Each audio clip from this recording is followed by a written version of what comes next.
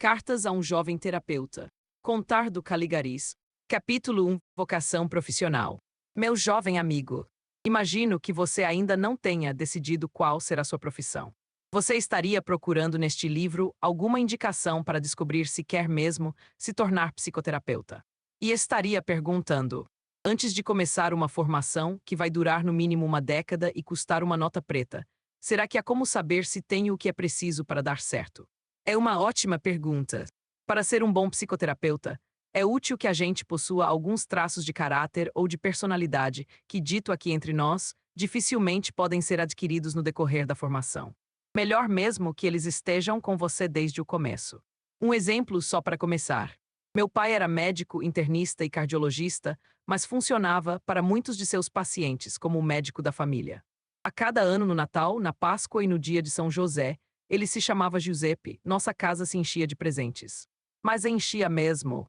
A sala era abarrotada de caixas de vinhos e licores, panetones, doces, cestas de frutas exóticas, sem contar a prataria e os objetos variados de decoração, as canetas, as agendas e os conjuntos para a escrivaninha.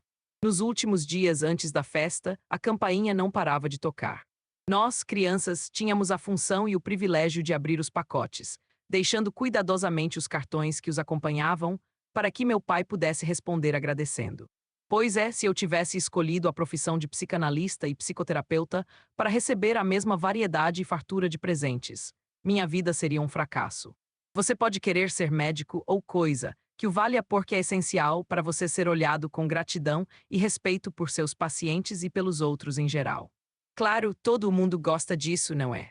Mas há sujeitos para quem é crucial ser constantemente o objeto de uma veneração amorosa. Quer saber por quê? Pense, por exemplo, no olhar de uma mãe para um caçula que teria nascido depois da morte do pai.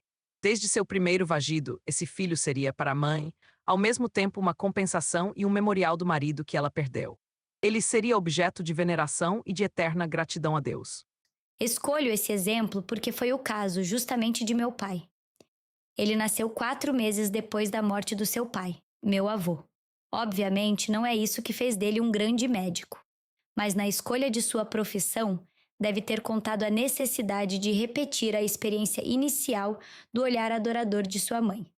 Essa necessidade também deve ter contado na sua capacidade de ganhar uma gratidão que não se resolvia no pagamento dos honorários e, portanto, se expressava naquelas orgias festivas de presentes. Pois bem, se por alguma razão, que não precisa ser a mesma do meu pai, é importante para você se alimentar no reconhecimento e no agradecimento infinitos dos outros, então não escolha a profissão de psicoterapeuta. Por 2 razões. Primeiro, na vida social, o psicoterapeuta não encontra nada parecido com a espécie de gratidão que, no geral, é reservada ao médico, como um agradecimento preventivo, caso acabemos em suas mãos. O psicoterapeuta encontra uma atitude, nem sempre escondida por trás da polidez dos costumes, que é uma mistura de temor com escárnio. Funciona assim, ao redor das mesas de jantar. Puxa, este cara aqui ao meu lado é psicólogo. Vai ver que ele sabe ou entende sobre mim e minhas motivações mais do que eu mesmo sei, e certamente mais do que eu gostaria que os outros soubessem. A medida protetora mais banal é o ataque. Ah, você é psicanalista? Justamente acabo de ler uma matéria. Onde é que era? Sabe, daqueles americanos que provam que a psicanálise é uma baboseira. Você leu? Segundo, o psicoterapeuta não deve esperar a gratidão de seus pacientes. Nada de presentes no Natal, na Páscoa ou nas outras festas. Nas curas que proporciona, o psicoterapeuta é, por assim dizer, ele mesmo o remédio. E nos melhores dos casos, quando tudo dá certo, ele acaba exatamente como um remédio que a gente usou e que fez seu efeito.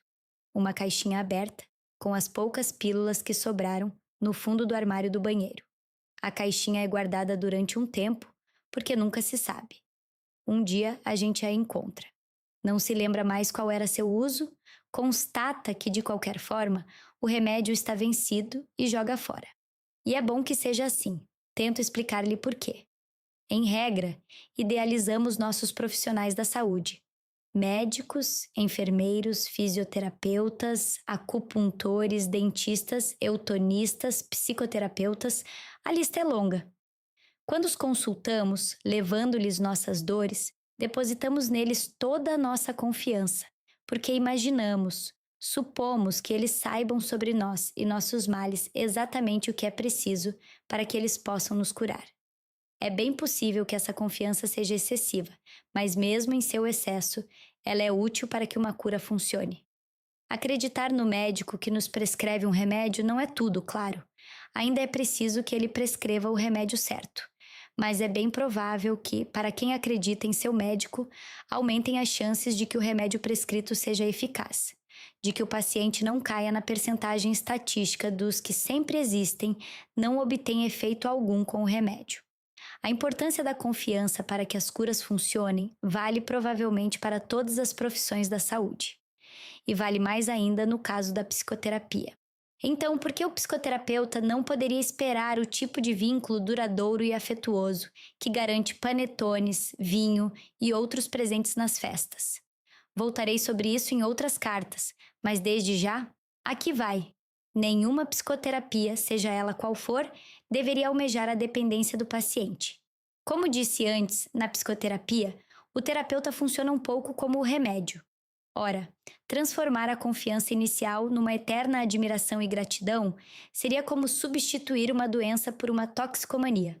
Você não tem mais pneumonia, mas tem uma necessidade visceral de tomar e venerar antibióticos. Ou ainda, seria como curar um alcoolista, tornando-o heroinômano. De fato, se a psicoterapia faz seu efeito, o paciente para de idealizar o terapeuta.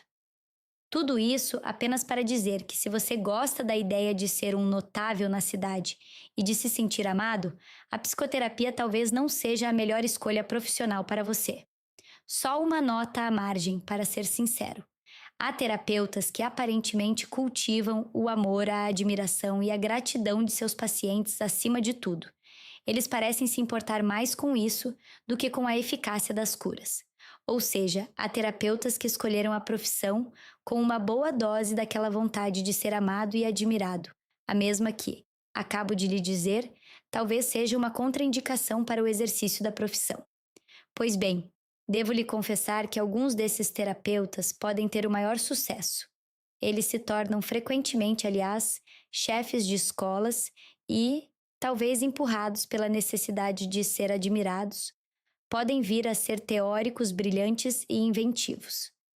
Seus consultórios são eventualmente abarrotados, mas eles devem seu sucesso profissional ao amor e à admiração que nunca se esquecem de alimentar em seus pacientes.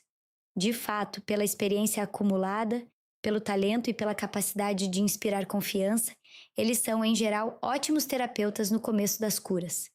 Mas os tratamentos que dirigem duram para sempre, transformam-se em dependências químicas. Não é raro que esse tipo de terapeuta considere e vivencie mesmo o fim ou a interrupção de uma cura como uma espécie de traição amorosa de seu paciente. Essa perpetuação das curas não é o único problema. É fácil reparar que, em quase todas as orientações da psicoterapia, a história da disciplina não é feita de discussões, confrontação de ideias e resultados, interrogações e pesquisas, mas se apresenta como um vaudeville, nem sempre engraçado, em que se alternam fiéis e infiéis, lugar-tenentes e traidores. Ou seja, é uma história de amores, desamores e ódios pessoais. Nisso, aliás, a psicanálise ganha o prêmio. Pois é, tudo isso tem uma origem comum. Os chefes de escola vieram à psicoterapia como crianças decididas a viver para sempre com a agradável sensação de ser objetos insubstituíveis de amores e gratidões maternas, e delegaram a tarefa de manter essa ilusão a alunos e pacientes. Por isso insisto. As psicoterapias, em geral, se beneficiariam muito com algumas décadas de menos brilho, menos neurose de seus chefes e mais cuidado com os pacientes.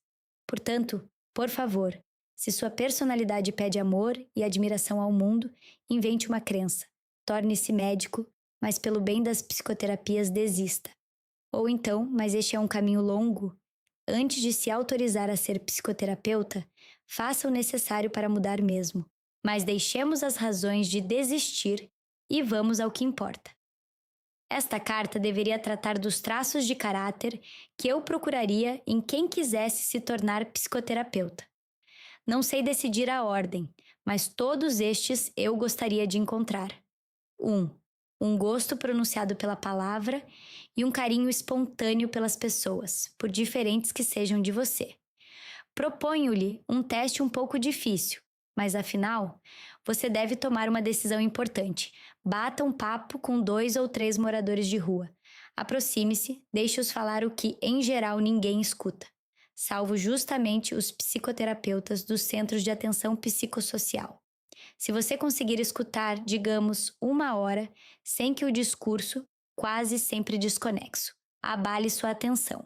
E se não recuou, instintivamente quando eles passaram uma mão encardida na sua camisa ou direto no seu braço, passou no teste. Repita, se possível, com outras amostras.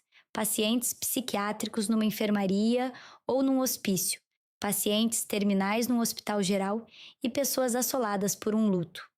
Sei, claro, que são provas que podem parecer estranhas e extremas, sugeridas por alguém. Eu, no caso, que tem desde sempre uma simpatia se não uma atração pelas sarjetas do mundo. Mas minha intenção é prevenir. Veja bem, eu me formei numa escola de gente engravatada, ou então, alardeando camisas de seda modelo Revolução Cultural Chinesa. Alguns anos depois de ter começado minha prática de psicanalista, decidi trabalhar durante um tempo. Foram 2 anos no IME, Instituto Médico Educativo do Norte da França, em Le Havre. Eu seria terapeuta de crianças que só tinham em comum o traço seguinte: todos os pais, a assistência social, a escola haviam desistido delas. Durante a visita preliminar para obter o emprego, sentei no pátio da instituição, contemplando a estranha agitação ao meu redor. De repente, um menino, bonito e inquietante pelo olhar esbugalhado, veio até mim, subiu no meu colo. Eu pensei: legal, ele me acha simpático, não é? E começou a comer meu rosto. Não eram mordidas, eram chupadas largas, de boca aberta, nos olhos, no nariz, nas bochechas. Num instante, minha cara estava coberta de uma saliva espessa que tinha o cheiro e o gosto inconfundíveis de café com leite, ruim como só a instituição psiquiátrica consegue fazer. Durou uma eternidade e eu deixei, até que ele mesmo, talvez estranhando que eu não o afastasse nauseado, parou e ficou me olhando. Passei a mão na cabeça dele, devagar para não assustá-lo, num gesto que queria dizer: está bem, entendi que este é seu jeito de falar, esta é literalmente sua língua, pode falar comigo. O diretor da instituição, que estava sentado ao meu lado, comentou: bom, acho que você foi aprovado. E pensei o seguinte: isso deveria ter acontecido comigo muito tempo atrás, antes de começar minha formação, quando ainda daria para desistir. Por sorte, passei nesse teste tardio. 2. Uma extrema curiosidade pela variedade da experiência humana, com o mínimo possível de preconceito.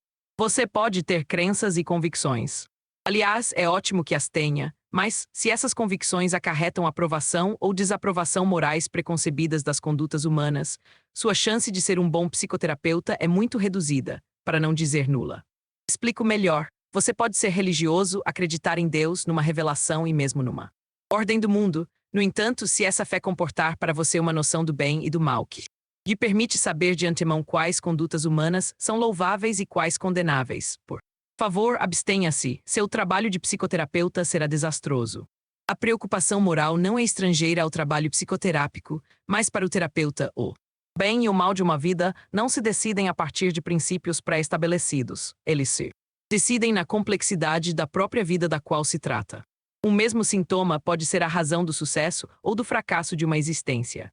Se você sofre de insônia, porque, por exemplo, sua história o condena a ser para sempre a sentinela da casa, pode acontecer que você se torne o responsável noturno mais confiável de uma central nuclear ou, ao contrário, que você atravesse a vida de café em café numa luta extenuante contra o sono que, obviamente, sobra para o dia. Em suma, a insônia não é nem ruim nem boa. Agora aplique a mesma ideia ao caso de uma preferência ou de uma fantasia sexual e entenderá que um terapeuta que tivesse um juízo moral preconcebido sobre a tal fantasia ou preferência não teria condição de respeitar a singularidade de seu paciente.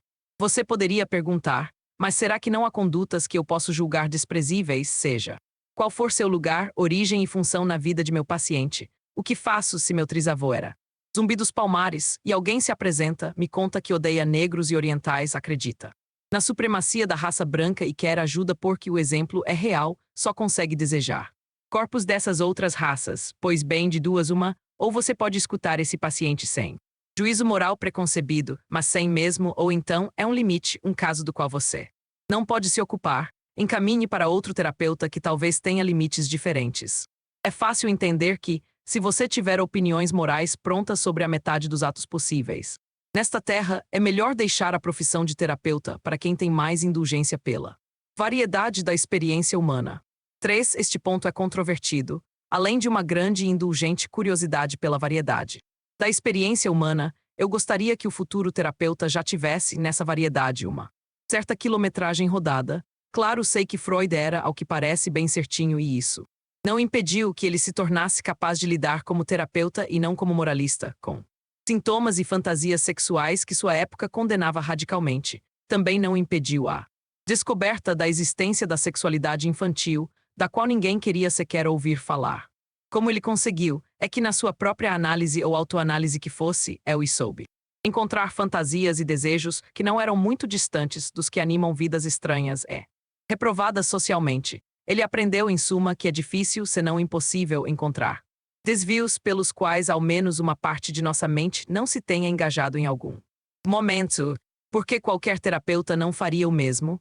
Acontece que duvido que a coragem analítica de Freud possa ser compartilhada por muitos. Por isso, prefiro contar com a experiência efetiva, ou seja, gostaria que a capacidade de considerar a variedade das vidas e das condutas com carinho e indulgência viesse ao terapeuta da variedade animada de sua própria vida.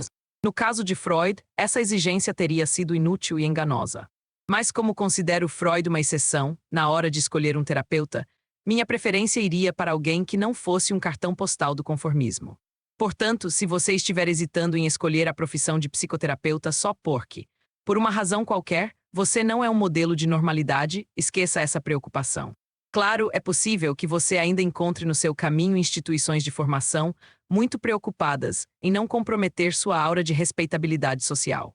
Até pouco tempo atrás, por exemplo, havia instituto de formação de psicanalistas que consideravam que um ou uma psicanalista não poderiam ser homossexuais.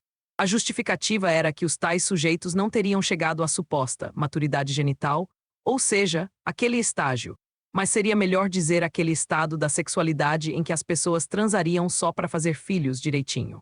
Provavelmente tratava-se sobretudo de fazer bonito aos olhos da sociedade bem pensante, cujos membros são, afinal, os melhores pacientes, ou seja, neste caso, aqueles que podem pagar mais. A prova disso é que os mesmos institutos, durante anos, recusaram dar formação a candidato que tivessem algum tipo de deformidade física. Diziam que os defeitos visíveis impediriam que os pacientes idealizassem seu terapeuta, como é necessário que aconteça inicialmente para que a cura funcione. Os psicanalistas eram, no começo da história da psicanálise, um bando de tipos excêntricos, marginais da medicina e das ciências sociais. Entende-se que alguns ficassem ansiosos em ganhar cartas de recomendação para os clubes dos notáveis, normais e bonitos. Mas não se entende que essa fachada de normalidade possa ser, hoje, um critério na hora de selecionar candidatos para a formação. Enfim, se sua vida sexual for um pouco colorida e você esbarrar numa instituição que condena seu desejo, não hesite, passe longe, siga em frente e procure outra instituição. Lembre-se de duas coisas. Primeiro, um psicoterapeuta e ainda mais um psicanalista, que define uma conduta como desvio, não fala em nome da psicoterapia e ainda menos em nome da psicanálise.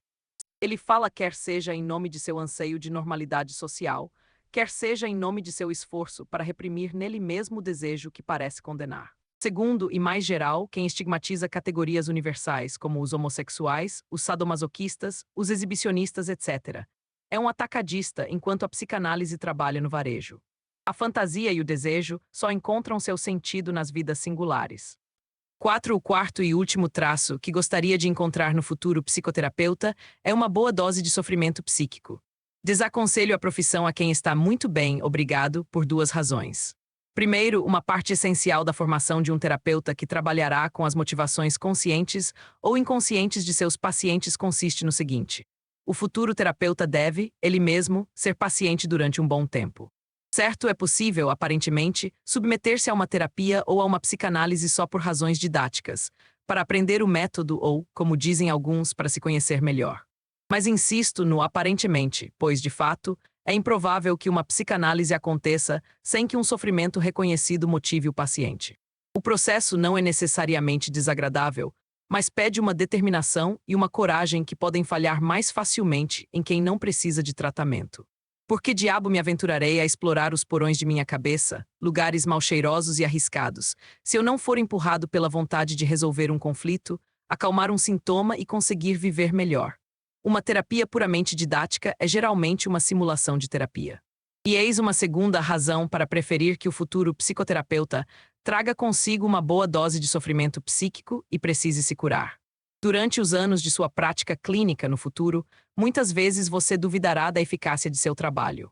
Encontrará pacientes que não melhoram, agarrados a seus sintomas mais dolorosos como um náufrago a um salva-vida.